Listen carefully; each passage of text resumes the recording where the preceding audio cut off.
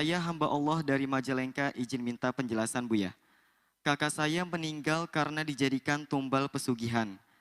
Kami tahunya ketika kakak saya yang perempuan kemasukan atau kesurupan almarhum kakak saya yang meninggal tadi. Dia menceritakan meninggal karena dijadikan tumbal pesugihan dan santet. Dia minta disempurnakan. Mohon maaf Buya, gimana caranya untuk menyempurnakan almarhum kakak saya yang dijadikan tumbal tersebut? Terima kasih Buya. Wassalamualaikum warahmatullahi wabarakatuh. Istilah tumbal itu ada dulu di Sungai Nil, zaman dulu katanya. Jadi kalau ada musim apa itu ada anak gadis diceburkan, itu istilah tumbal begitu. Itu adalah keyakinan yang tidak salah. Misalnya di sebuah tempat harus ada jadi korban, salah satu dari warganya jadi korban. Itu adalah tumbal, istilah tumbal itu kurang lebihnya semacam itu. Nah, jelas itu bukan dalam syariat Islam, tidak ada. Kezaliman semacam itu tidak ada. Keyakinan yang salah. Dan itu keluar dari iman meyakini yang demikian itu. Keyakinan-keyakinan semacam itu. Nah, kemudian, apakah benar yang demikian itu? Misalnya, ada keluarga jadi tumbal di keluarga. Nah, kalau ada orang niat menjadikan tumbal, bisa saja karena dia punya akidah yang sesat. Ada sebuah keluarga mungkin dia tidak kenal agama. Untuk mencari kekayaan harus salah satu anaknya jadikan tumbal. Ini kebodohan, kegilaan, membunuh anaknya barangkali seperti itu. Dengan cara yang ia yakini. Urusan dengan sihir dan sebagainya. Niatnya itu niat ada, akan tapi hakikatnya seperti apa? Nah, ini beda antara orang niat menjadikan tumbal, berarti dia punya niat jelek. Dia punya niat jelek, dia punya keyakinan yang salah.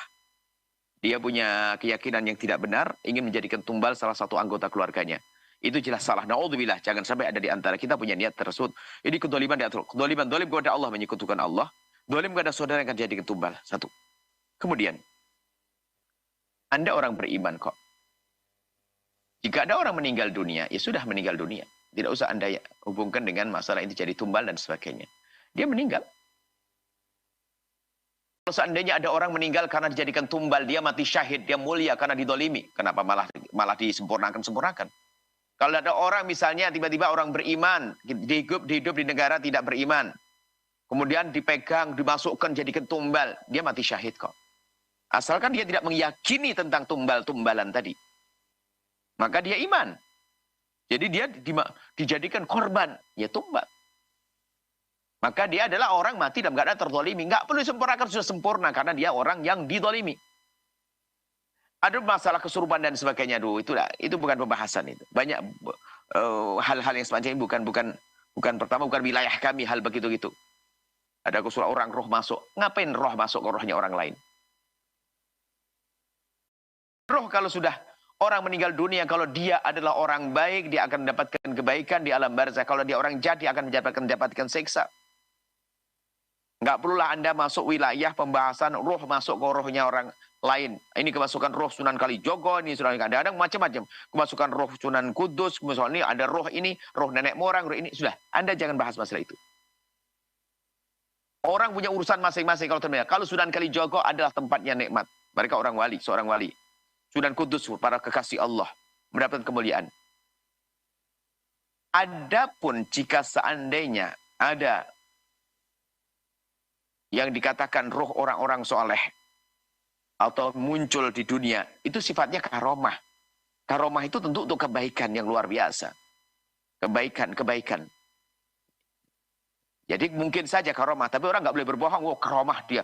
Karomahnya Sunan Gunung Jati, aku melihat Gunung Jati jalan-jalan. Ini dusta juga nggak boleh. Akan tapi ingat, orang yang telah meninggal dunia bisa saja hadir di muka bumi adalah bab karomah. Bukan untuk sebuah taklif menjalankan perintah, tidak karomah. Tapi yang nggak boleh adalah kita berbohong, ngaku-ngaku ketemu fulan, dusta. Baik. Adapun, jika masalah ada roh orang jahat, kemudian gentayangan, tidak ada itu semuanya. Tidak ada roh gentayangan, ingat. Kok enak banget dia gentayangan. Kalau dia orang jahat, pembunuh orang jahat, diseksa di alam barzah. Kenapa gentayangan? Enak-enak jalan ke mall. Nggak ada itu semuanya. Anda jangan punya keyakinan demikian gitu. Jadi, saudari Anda meninggal dunia, kalau memang dia didolimi, diceburkan atau bagaimana, dia terdolimi. Kalau terdolimi, maka dia masuk surga. Cuman kalau di keyakinan keluarga Anda, dia dijadikan tumbal, Anda buang keyakinan itu. Adik Anda sudah meninggal dunia, sudah meninggal sudah. Nggak ada istilahnya, kalau sudah terdolimi, dia mati yang baik, insya Allah ali husnul khotimah. Yang na'udzubillah yang percaya tentang tumbal-tumbalan itu, na'udzubillah. Apalagi disedahkan, dipersembahkan tumbal ini adalah untuk na'udzubillah keyakinan. Sesuatu yang dianggap agung selain Allah, maka dia syirik menyekutukan Allah. Ya, hati-hati. Jangan Anda kebawa dengan hal-hal yang semacam ini. Ya. Tadi pertanyaan gimana saudarinya yang meninggal dunia sudah selesai. Kalau dia memang orang tidak mengakui urusan pertumbalan, dia adalah yang dianggap dijadikan tumbal, selagi dia tidak meyakini hal-hal semacam itu, maka dia insya Allah mati dalam keadaan iman, tidak usah khawatir. Sudah sempurna wafatnya. Nggak ada istilah sempurna, wafat tidak sempurna. Apa itu? Keyakinan dari mana itu tuh? Wafat tidak sempurna. Terus gimana? Gentayangan. Nggak ada gentayangan, itu kan cerita di film itu. Wah, dia rohnya nggak diterima, gentayangan sana sini. Loh kok enak aja, dia ahli dosa, pendosa kok gentayangan jalan-jalan ke mall. Itu apa itu? Ini keyakinan dari mana demikian itu?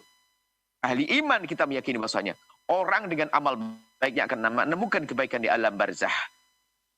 Orang dengan kejahatannya akan menemukan seksa di alam barzah. Selesai urusan itu. Dan alam barzah bukan di dunia ini. Alam barzah hanya nanti Allah yang tahu. Di mana tempatnya? Nanti Anda akan menemuinya. Itu saja ya. Ini kita perlu menjaga keimanan, jangan urusan-urusan semacam itu. Hah? Entah Pak tumbal-tumbal. Dolim, jangan Anda masuk, jangan meyakini tentang pertumbalan-pertumbalan. Tumbal macam-macam, sapi dibendem, jangan, sapi disembelih dimakan.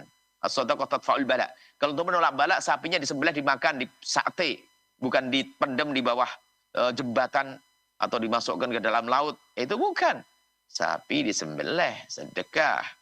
Itu yang jadi enak dimakan tetangga, disembelih dengan sembelihan syar'i. Bukan na'udzubillah sapi dimasukkan ke laut. Katanya untuk tumbal juga. Enggak.